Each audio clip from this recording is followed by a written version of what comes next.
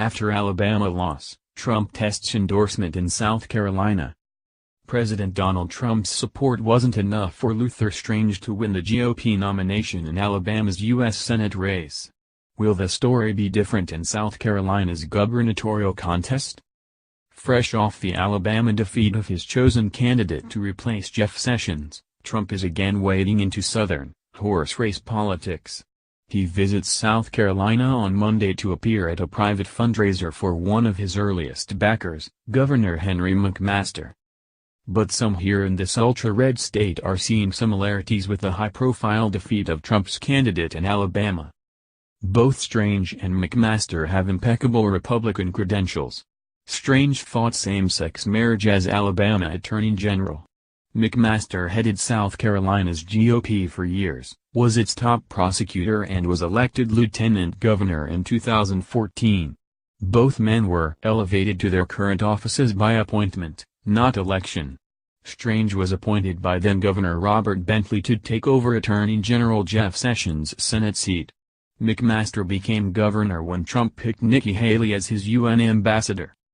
Both Strange and McMaster took political risks to support Trump's presidential candidacy. Known for rewarding loyalty, Trump has backed their candidacies. But Strange lost the nomination to conservative firebrand Roy Moore, who was twice removed as Alabama Supreme Court Chief Justice. The first removal was for defying a federal judge's order to take down a Ten Commandments monument from the state judicial building. He was elected again but was permanently suspended after a judicial discipline panel ruled he urged probate judges to deny marriage licenses to gay couples. Moore was propelled by his support from evangelical voters across the mostly white, Christian-dominated state where voters have repeatedly embraced outsiders who campaign on embracing God and rebuffing authority. McMaster, even though he's the incumbent, isn't receiving political deference. Several Republicans are challenging him in the primary.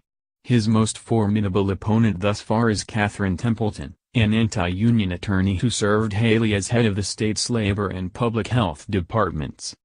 The Trump administration tried to woo Templeton to Washington, offering her a slot at the Department of Labor. But Templeton passed, saying that she would instead focus on South Carolina, where she's amassed a campaign war chest nearly commensurate to McMaster's. She's matched or beat the governor in quarterly fundraising, topping his haul by about $30,000 in the most recent filing period.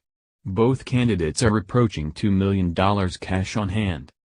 Some South Carolina political watchers are questioning if McMaster, about to enter his fourth decade in politics, may be relying too heavily on Trump's support to boost his 2018 election chances.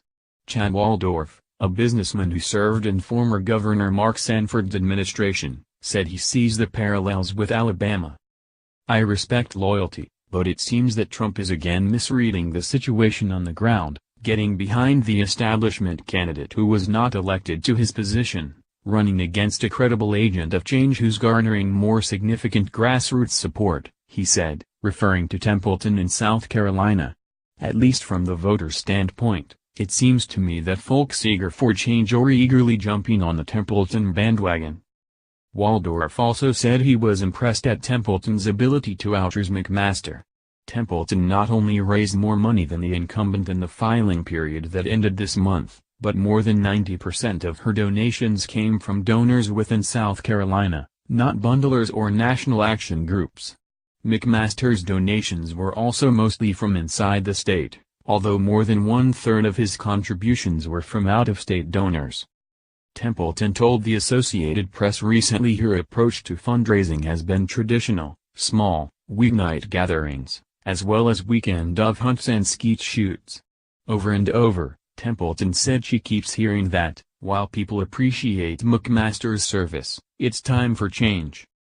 "We didn't elect who is in office right now, and I'm an outsider running against the last three lieutenant governors, but we know it's time for conservative leadership that will end corruption and shrink a growing government," Templeton said. Tim Pearson, a senior McMaster advisor, said he believes McMaster's message is still popular among the South Carolinians he's served and would only be amplified by the president's visit. "He's beloved here," Pearson said of Trump, who he said has a great friendship with McMaster and has hosted him at the White House several times. Kinnard can be reached at twitter.com weblink. Read more of her work at bigstray.tap.org weblink.